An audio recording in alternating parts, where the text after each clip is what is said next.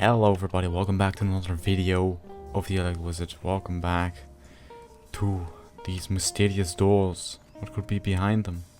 Well, at least we're gonna talk again about components. Components are very useful. As I said before, I'm gonna say it always, electricity in Rust is very important. You can do so many things with it. Build traps, gambling, all of that. You can do all of that with just a few simple components, electricity, and that's all. Well, have done these doors before, what you can see in the last video. But today we're going to talk about the last 3 doors. Behind these doors there are new components, very useful indeed. So let's start with the first one. The timer. The timer is a very special thing. As I said before, components are very useful. In many cases you can use them to help friends or help protect your base against raiders by using auto turrets or getting a better view before the enemy does. And that's what the timer's for. You can see we got new lamps to use, but the timer, you can set it onto a certain time. If I can access it, hello.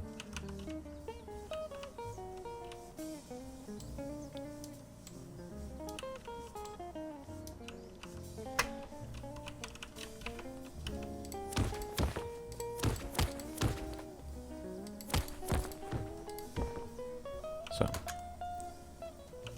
now he's on. You can see.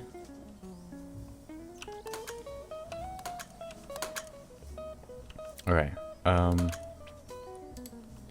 You can set a time. When you turn it on, you can activate it. Of course, don't do it, but because it's very dangerous. But you got the electric input, toggle on, and the output. Of course, electrical input is just the input where the electricity goes.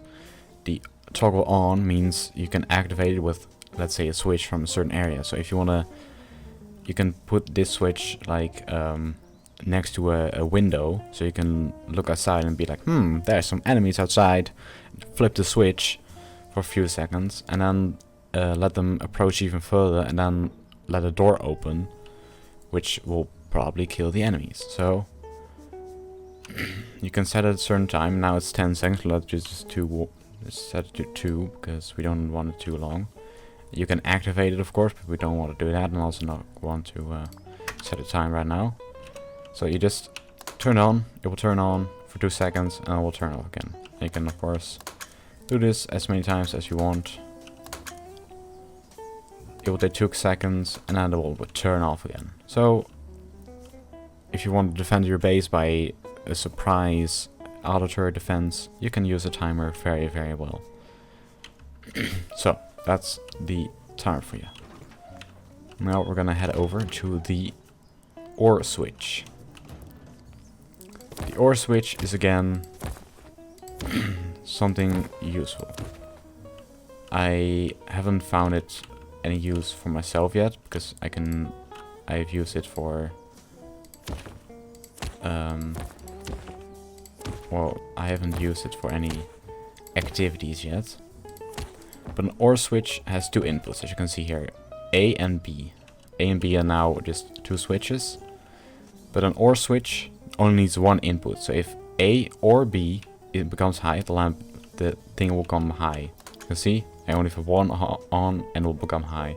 If I have 2, it will stay still high. And if I turn both off, it will turn off. So with an OR switch you only need 1 input. You can use this for many tactics. I'm not gonna explain it right now because, well, electricity, you need to experiment it with yourself. You need to experiment for yourself, and it's very useful in some cases. So yeah, 2 inputs that you can use. If you have 1 turned on, or both, this will switch on and the lamp will go on, or the output will become high. So you don't need both. You don't need both. You just need one. So kind of useless in some ways because you can just set one high, and you can just turn this off, or in sequence you can just turn this away and just use this as the switch, but it has its own purpose in some cases. So let's head over to the next one. This is the XOR switch, the X and OR switch. Now, what you may be thinking is, this is just the exact same thing as the OR switch. Well, it isn't. It's a little bit more different. See, in my case, I always use the X in the OR switch as not OR switch. So what this does is, again, if you just turn on one, it will become high. And if you do the other one, it will come high as well. But if you do with the other one, if you put both high, it will become, the lamp will stay high. But if you do it like this, it will turn off. So an OR switch, an XOR switch is just saying if both inputs are high, the output will become low. But if only one is high, the output will be there. So again, it has its own uses, but remember there's a difference between the OR and XOR switch, because one, you can turn on both switches to let electricity through, and with this one you only need one. So you really need to watch out with this one, because it can be very tricky. Right, now we got all the components that you can use between switches and that kind of stuff. Now we're gonna go to the sensors.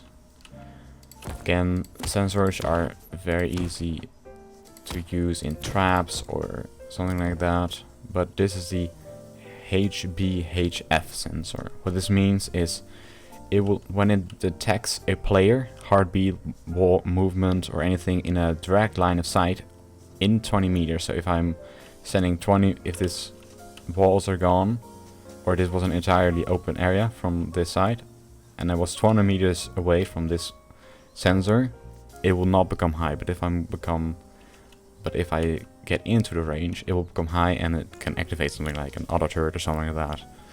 So you can see right now it becomes high. That's because the sensor sees me right now as a player. So he sees me heartbeat, me walking around, so he sees me. But if I stand here, it will go out. That's all because the sensor can now and cannot see me right now. So it will become high, low, high, low. So, very interesting. So again, you can put this between in front of so switch, and then power in, power out to like an auto turret. So you can switch it on when you go offline or something. The sensor will probably see a radar, because they think, oh, the auto turret is turned off. But then when they come too close, the sensor will become high. The auto turret will turn on, and they will be mowed down by a certain amount of auto turrets that will notice them. So again, very useful. Now this sensor, it is the laser detector. As the name suggests, it's a laser detector. When it detects something, it will become high and will act. So if you can see, power in, power out. There, so. Now the lamp is off because the laser doesn't see anything between this point and that point. But if I stand here, the light will on.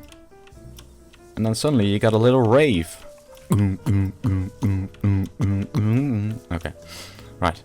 So again, this is a little bit more noticeable than the HBHV sensor, but you can again put this down somewhere right, really unnoticeable inside of your base, that will turn on maybe Tesla coils or traps that will just turn on when someone accidentally walks in front of the sensor and just kills all of your enemies. So yeah, again, there's so many uses that you can do with just this sensor, the HPN sensor, tester coils, blockers, anything. And that's I think really cool about Rust, just because there's so many options with electrical components that you can just use and run around with. It's just amazing. I would really recommend you guys just maybe going on a building server like me right now, just to check out how these electrical things work. I will surely show tactics or things that you can use, or in the next video I will surely make a few things just to see, like, hey, what's the best way to use an auto turret with electricity? How is the best way to make a trap base, or maybe something like that. A little bit shorter than the last video, but I hope you guys still will like it. Please tell your friends and family to watch this video as well, or just your friends on Rust. It will really help me out and them out, hopefully. Don't forget to leave a like or subscribe, don't forget to leave a like, and don't forget to subscribe. Would really appreciate that. And I wish you students all a good day, and hopefully I will see you again next time. Goodbye.